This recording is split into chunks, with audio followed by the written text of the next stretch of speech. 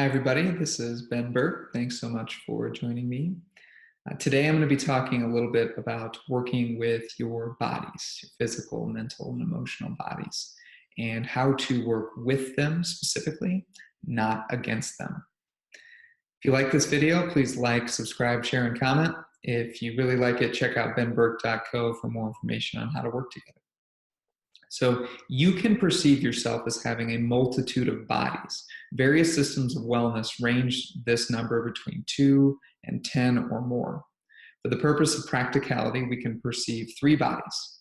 The physical body, which is what you can see in the mirror, the emotional body, which is what you can feel within you, and the mental body, which is what you think and generally what you believe. Ultimately, of course, there is a unified perspective that all is one, and there is no separation between anything, including aspects of your own inner being. However, our language and our experience allows us the diversity of segmentation, identification, analysis, and optimization. So here are some signs that you may be experiencing the idea of resistance in one of your bodies. You are not smiling, not laughing, and not enjoying your life each and every day. You spend a lot of time thinking about how much better your life will be in the future. You are frequently sick, and you are prone to getting extremely sick. You are consuming foods that you know are not healthy for you, yet you continue to consume them.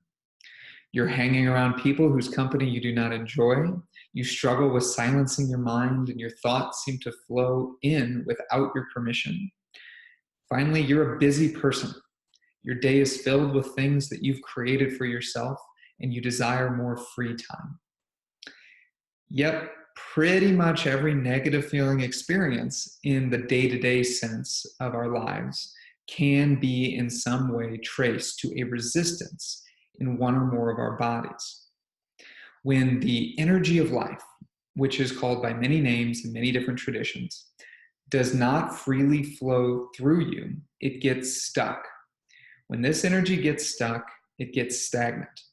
And because its nature is kinetic, when it gets stagnant, this energy embodies the feeling of confinement. When it is confined, you feel constricted. When your emotions are constricted, your mental and physical bodies follow suit, and you experience confusion, which is the mental body constraint, and stress, the physical body constraint. Your confusion causes decisions that are non-optimal relative to your core desires, and your stress causes lack of oxygen, water, and nutrients to the organs of your body. Your non-optimal decisions reinforce an experience that you do not prefer, and your organs' malnutrition produces a body that is quite objectively not functioning properly, and on and on and on. Resistance is the cause of not experiencing what you desire. Resistance is like being on an expedition, say out in the jungle, and making the choice to take a direct path to the destination, even though you're with an expert guide who tells you that there are obstacles, very serious ones, in the way of that path. Resistance compels you to step directly in the quicksand instead of taking a few steps to the side and over the footbridge. Resistance in some way manifests from a belief that the world within you and the world around you is not supportive of what you want. This is an extreme misunderstanding of the mechanics of how this experience operates. When you believe that your inner self, the world you experience, other people, the universe, etc., are not supportive of what you desire, that is to say, they are not working with you, then of course you will want to place within yourself a dynamic where you will want to win. It just makes sense. You believe that you are over here and what you want is over there. And everything in the middle of those things is an obstacle that you, as an empowered human being, have the ability to overcome. This perspective is that of conflict. or that of competition. This is the idea that there are scarce resources available and you must completely compete effectively in order to get what you want. This belief is just as valid as any other belief that you might hold. And the world that you experience through this belief system will reinforce this to you through your perception. Although you are manifesting yourself to be a person that has the ability to drive and overcome these obstacles, you are also the one that is actually manifesting the obstacles. The result is a never-ending obstacle course with various points of reflection in between. Resistance, relief, resistance, relief, resistance, relief. But there's always more resistance in this paradigm. The idea here is to go with the flow, to go down the path of least resistance, to choose the perspective that everything that you bring into your life is supporting you towards what you express that you want. Therefore, you might as well allow yourself to express your deepest, truest desires. Your emotional guidance system, your mental processing unit, as well as your physical, sensory, and execution functions are tools for you to use as you wish. You have the choice to use them to move your experience along towards what you desire, or you can use them to move your experience towards what you do not desire. Although they are just tools and have no inherent preferences, they do function much better and last much longer when they are being used in the way in which they were designed to be used, as supporting mechanisms. Here are some practical tips to be more in the flow and feel less resistance. For all of your bodies, breathe more. The energy of your breath is the most basic need of your physical, mental, and emotional bodies. Do you have a practice of intentional breathing, of yoga, of breath work? If not, don't judge yourself by keeping things really simple. Put a sticky note up on your desk, in your car, in your bathroom mirror, or anywhere else that you will see it to remind you, breathe. Then, each time you see it, take 15 seconds to do a few deep breaths. You will immediately recharge your bodies. For your physical body, drink more water. If your diet is not consisting of exclusively raw, organic vegetables, fruits, and other plants, then chances are you are not drinking enough water. There are all sorts of estimates for how much water you should be drinking.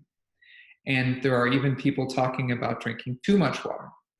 If you're looking for flow, design your day so that you always have a water bottle with you with spring water in it. On some days, where I will be hiking or I will be talking a lot more, such as today, I will drink a gallon of water or more before noon. What would your physical body do in order to get in more flow? How could there be a more specific expression of getting in more flow than moving liquid through the tube in the center of your body from top to bottom? For your mental body, meditate. There are quite literally millions of guided meditations available for free, online, and through apps. Some, of course, are better, more exciting than others. And I have a few on this YouTube channel, or on the YouTube channel, if you're not watching this on YouTube, that you can see. And they're recorded on there. Very short, 3-minute meditations. Or it's the idea of just sitting silently and observing your thoughts and feelings about them, like a movie that you are enjoying. Whatever your flavor for basic regenerative meditation, understand it to be like taking a shot of clarity. The more you do it, the more you will embody it. For your emotional body, smile, laugh, and see the bright side of everything. There is nothing more than your emotional body wants than to laugh. Deep, belly, out of control, crazy laughing. When you do this, you actually see things different. Have you ever wondered why you cry when you laugh extremely hard? Have you ever connected the idea that in your moments of finding something so earth-shatteringly funny that you are usually laughing because you are really realizing something about yourself? When you realize something so deeply, you are gifting yourself real eyes and have the ability then to see things the way that you prefer. For your emotional body again, cry. Flow is about release. Release, release, release. There are few things better, in my opinion, than the big emotional release. All of us at times hold into our feelings and hold on to them and do not let them out. This is primarily an issue, and it is a primary cause of resistance felt in our Western way of life. Your emotional and creative expressions are intimately connected. When one is flowing, so is the other. When one is blocked, so is the other. The release that comes from a good cry stimulates your ability to produce creations that are reaching towards your highest potential. Practicing these ideas will give you more clarity on the path that you are on and allow you to jump off the obstacle course. Improving the flow of one body improves the flow of all bodies, and by extension, improves your experience. When you feel resistance in one of your bodies, you know that you are not getting on the path of least resistance. Resistance is not bad. Resistance is there to remind us that there is an easier way forward. It points us in the direction when we get off course. So as a final note, don't resist your resistance. Relax into it and allow yourself to easily make the changes that you are asking yourself to make. Thank you all for watching and for listening. Very excited about some of these ideas here. Again, my name is Ben Burke. If you like this video, like, subscribe, share, and comment. If you really liked it, check out benburke.co for information on how to work together. Thank you.